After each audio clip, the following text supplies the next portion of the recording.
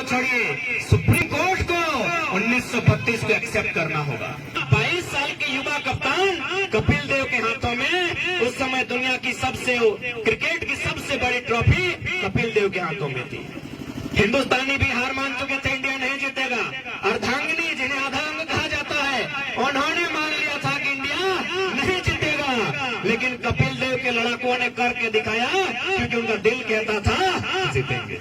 अपने world cup तो जानते हैं, भारत में क्रिकेट पॉपुलर है, हालांकि राष्ट्रीय खेल हॉकी है, लेकिन पॉपुलर क्रिकेट है। तो पहली बार भारत को वर्ल्ड कप का खिताब किसने दिलाया था, क्या आपको याद है? क्रिकेट, फुटबॉल तो क्या जीता ही नहीं है, वर्ल्ड कप खेला ही नहीं, तो फुटबॉल कैसे होगा? कपिल देव। भारत को पहला वर्ल्ड कप का खिताब कपिल देव ने दिलाया था।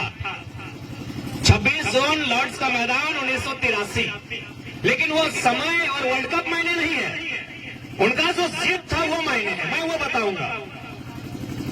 इंडिया की टीम ने पहले बैटिंग करते हुए मात्र 183 रन बनाए थे। 183 रन आपको समझ में आ रहा है? आज के डेट में रोहित शर्मा के 264 बना देते हैं, यानी 183 रन। अभी कितना, 50 ओवर के खेल में नहीं, उस समय 60 ओवर का होता था, यानी 60 बॉल एक्स्ट्रा, यानी 360 बॉल में इंडिया ने बनाया मात्र 183 आधा, यानी आराम से खेल के इंडिया हार सकता था।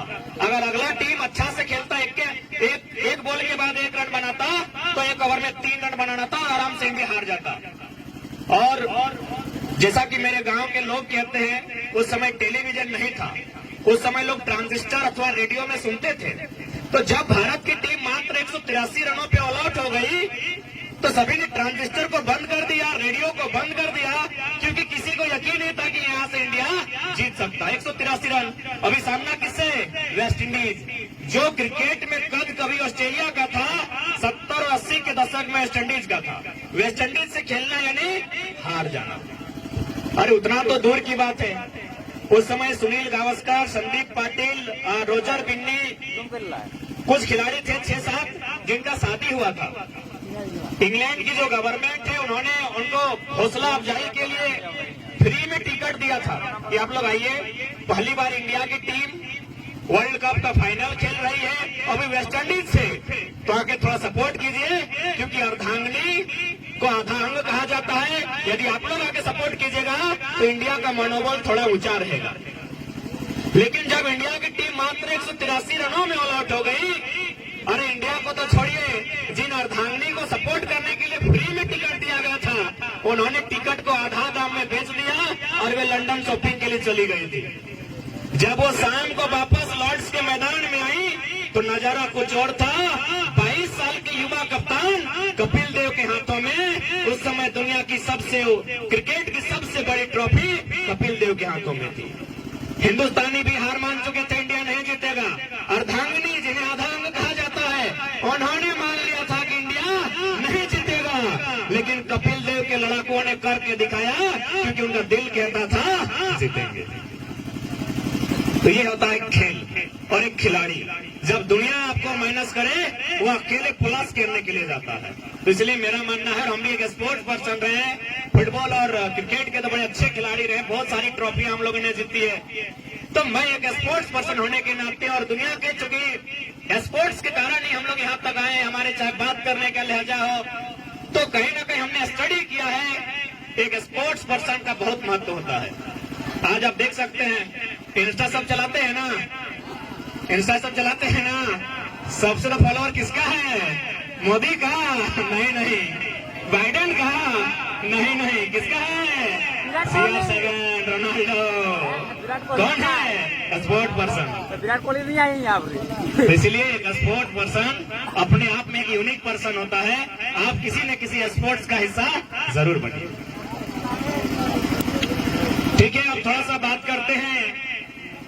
आज जो विषय वस्तु झारखंड में चल रहा है, जो चीजें घट रही है, उन पर थोड़ा चर्चा करना। कि जो लोग आपको भरमाने का काम करेंगे कि 1932 तो अंग्रेजों के टाइम का खतियान है और उसे अनुसूची 9 में शामिल होने की बात कही जा रही है, क्या ये सही अर्थों में संवैधानिक हो सकता है?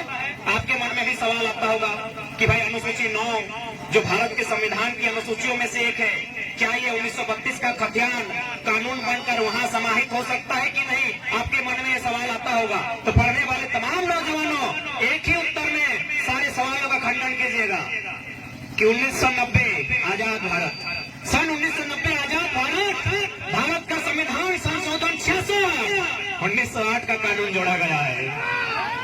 1908 का कानून, उसके 3 अध्याय 1990 में आजाद भारत में, और इसी अनुसूची 9 में जोड़ा गया है। कहाँ है? खोलिए गूगल, 209 में, कानून नंबर 209, अनुसूची 9, कानून नंबर, सीरियल नंबर 209 में भारतीय संविधान अनुसूची 9 में सीएनटी कानून की 3 अध्याय शामिल है। तो जब 1990 में शामिल हो सकता है तो 2023 में क्या दिक्कत है? वही बात तो हो रही है। अब बहुत सारे लोग ये तर्क देंगे हाईकोर्ट ने खारिज किया है, तो हाईकोर्ट चेक कीजिए कहाँ के लोग हैं, हाईकोर्ट में चेक कीजिए कहाँ के लोग हैं। आप बोलेंगे नीति नियम, जाके देखिए सचिवालय में कहाँ के लोग हैं। माननीय कैलाश साहब बोलते थे ना, इसीलिए बोलते थे क्योंकि सचिवालय में 80% बाहर के लोग हैं। हाईकोर्ट में 90%, हमको लोग 95% जो अपर लेवल पर हैं गैर झारखंडी हैं, इसीलिए वो दे रहे हैं तर्क। हाईकोर्ट ने खारिज किया है। अरे हाईकोर्ट तो छोड़िए, जिस दिन झारखंड की जनता जाग जाएगी और एक बहुत बड़ी आबादी सड़कों पर होगी, हाईकोर्ट तो छोड़िए, सुप्रीम कोर्ट को 1932 को एक्सेप्ट करना होगा। भाई हम नहीं कह रहे हैं, जलीकट्टू का उदाहरण आप पढ़िए। जलीकट्टू में तमिलनाडु में एक प्रथा है, जानवरों के लेकर कुछ एक कंपटीशन होता है, पशु को लेकर, बुल फाइट टाइप का। तो उसको सुप्रीम कोर्ट ने हस्तक्षेप करते हुए जलीकट्टू पर प्रतिबंध लगा दिया। जलीकट्टू के आसपास पूरे तमिलनाडु में इतना विरोध हुआ, इतना विरोध हुआ, इतना विरोध हुआ कि सुप्रीम कोर्ट को सर झुकाकर कहा भाई रख लो, ये तुम्हारा नियम है। तो आप तो हाईकोर्ट की बात कर रहे हैं। बस जनता नहीं जागी है। जिस दिन जनता जाग गई और 10% लोग भी अगर विधानसभा के बाहर खड़े हो गए और बोल दो बस इतना कि विधानसभा के बाहर 81 के 81 विधायक तभी बाहर आएंगे जब 32 की बात होगी ना, तो भितरे रहो। क्योंकि लोकतंत्र का मतलब ही होता है मोड़ी की संख्या, लोकतंत्र का मतलब ही होता है मोड़ी की संख्या। सर की संख्या जितना बढ़ेगी उतना लोकतंत्र मजबूत होगा। तो अभी तो हम लोग 2 बार विधानसभा का घेराव किए, छात्र लोग लगभग 10,000 की संख्या में हम लोग थे। जिस दिन वो 10 गुना हो जाएगी और 1 लाख लोग वहां पहुंचेंगे, उसी दिन 1932 सीधे 9 होते हुए रांची तक फिर आएगा। लोगों की जागरूकता, क्योंकि आज भी झारखंड के लोगों को आभास नहीं है कि किस प्रकार झारखंड के जल जमीन जंगल को बाहर के लोगों को बेचा जा रहा है, किस प्रकार यहाँ के रोजगार को ठेकेदारी के माध्यम से, आउटसोर्सिंग के माध्यम से, कॉन्ट्रैक्ट बेसिस के माध्यम से गैर झारखंडी को बेचा जा रहा है। इनको अभी तक आभास नहीं हुआ है।